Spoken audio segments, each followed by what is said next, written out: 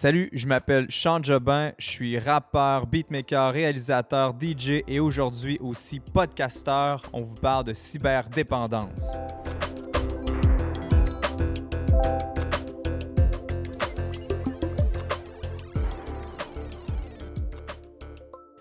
Salut Marie-Josée. Salut Sean. Tu es intervenante spécialisée en dépendance. Si je deviens cyberdépendant, là, rassure-moi, je peux m'en remettre. Oui, en fait. Il y a des solutions. On existe, nous, le Grand Chemin. Il y a d'autres initiatives aussi qui sont faites dans ce sens-là. Il y a de l'aide. Les jeunes avec qui on travaille, on fait de la réadaptation. Ça s'appelle faire de la réadaptation. On va chercher à avoir des améliorations significatives dans l'ensemble des sphères de leur vie. Donc, de reprendre tranquillement des activités, avoir une plus grande variété d'activités, de ne pas concentrer tous ses œufs dans le même panier, d'avoir des contacts en face à face, créer des relations, travailler sur l'aspect des habiletés relationnelles qui ont beaucoup été délaissées, sourire aux gens, comprendre le non-verbal, tout ça. Donc, oui, il y a de l'espoir. Ces jeunes-là apprennent des compétences, on travaille avec eux et ultimement, ils améliorent les sphères de leur vie, là. Puis il y a un rétablissement qui se passe. Oui, il y a un rétablissement qui se passe. Est-ce que ça se fait en claquant des doigts? Non. On va continuer à travailler ça tous les jours et on travaille avec les jeunes de 12 à 17 ans. Donc, ils sont en plus en recherche d'identité, en évolution. Ils sont en train de se définir comme personne. Quand on pense au rétablissement d'une dépendance aux substances, souvent c'est tolérance zéro. Mais dans un monde où justement on est tellement hyper connecté, que tout est digital, ça existe-tu dans le rétablissement, ça, la tolérance zéro? Oui, c'est une très bonne question. On travaille en abstinence. Quand les jeunes sont au Grand Chemin, ils vont travailler en abstinence parce qu'ils n'amènent pas la console, ils n'amènent pas le téléphone cellulaire.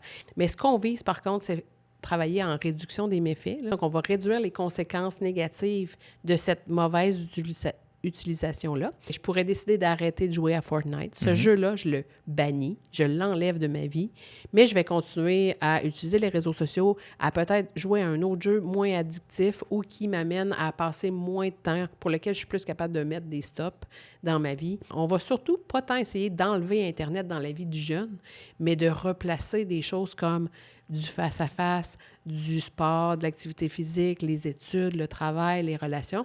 Il va nécessairement rester moins de temps pour l'Internet. Et non pas l'inverse, essayer d'enlever de l'Internet pour faire de la place à autre chose. On va C'est intéressant. Oui, c'est ça. Vous avez un peu remplacé le moment où les réflexes où on va sortir notre téléphone, on s'ennuie par justement, attends, il y a d'autres activités qui existent, lire un livre. Avant l'intervention, il y a de la prévention à faire. Oui.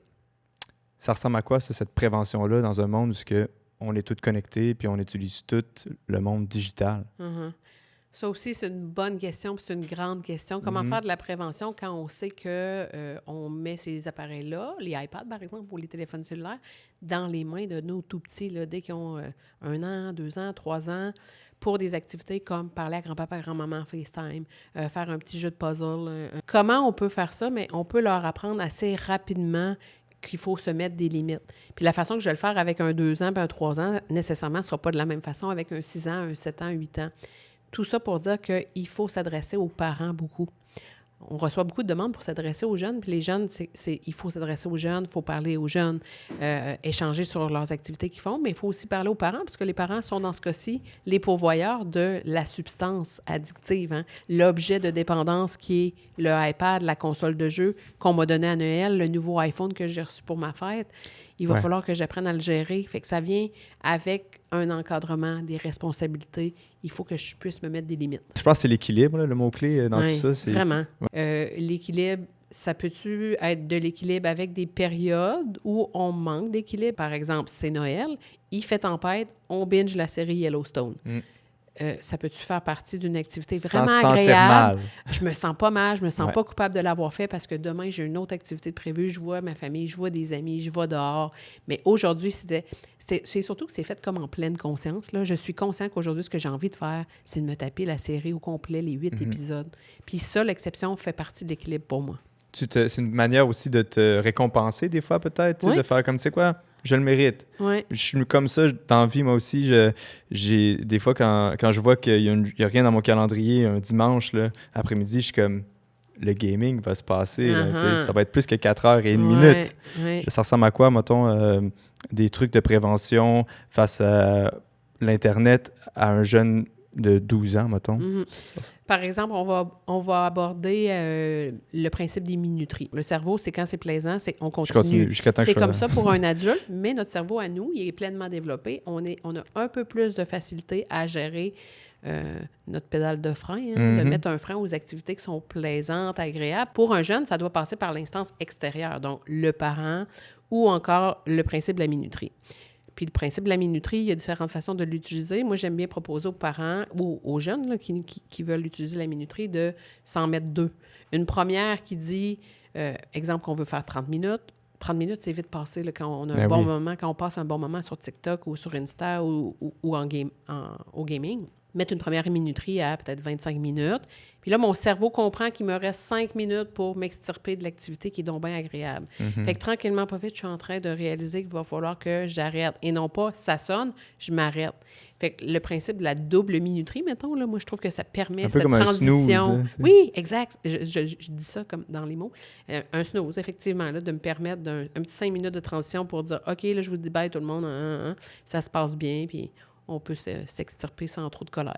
Est-ce que c'est commun que des parents arrivent puis qu'ils disent « J'aimerais ça comprendre ce que mon jeune fait, mais j'ai pas les outils » ou souvent, c'est-tu juste comme « Réparer mon jeune, il est trop connecté ».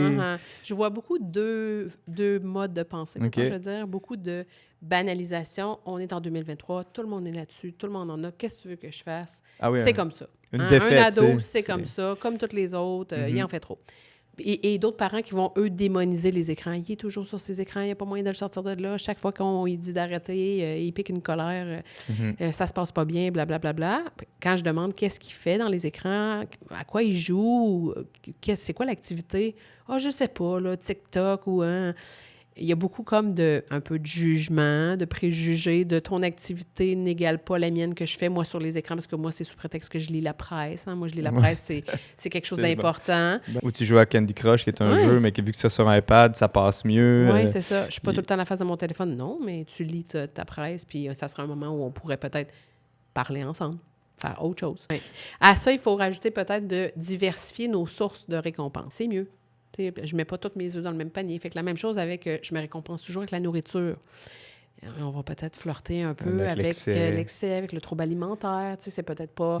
Fait que l'équilibre, il est là aussi, c'est de diversifier nos sources de récompense. Mais oui, c'est correct de te dire, « Hey, là, j'ai tellement envie de le faire, puis crois-moi que ce ne sera pas 2 heures. » Admettons, je suis un ou une jeune qui vit à Radisson, puis je pense que je suis devenu cyberdépendant, puis je veux de l'aide. Je vais où? Dans un premier temps, en fait, le conseil que je vais donner s'applique à tous nos jeunes au Québec, OK? Tu habites à Radisson, tu es un jeune, tu as besoin d'aide. Dans un premier temps, à l'école, il y a des intervenants. Des intervenants qui ont des heures attitrées aux problématiques de dépendance. Fait que si c'est quelqu'un que tu connais, et je souhaite que tu connaisses cette personne-là dans ton école, tu peux aller la voir.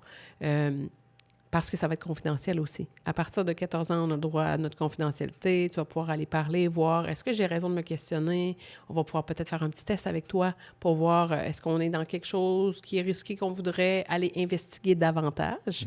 Et si c'est le cas, on peut aussi interpeller le CR3S de l'abbé James pour avoir des services. Donc, moi, je vais à l'école, mais j'ai quand même une utilisation qui est un peu plus problématique. Je pourrais avoir un intervenant qui vient me rencontrer dans mon école, qui vient m'aider. On fait un plan d'intervention ensemble. On essaye de recadrer ça, d'avoir de l'autocontrôle un peu plus, d'avoir d'autres activités dans ma vie.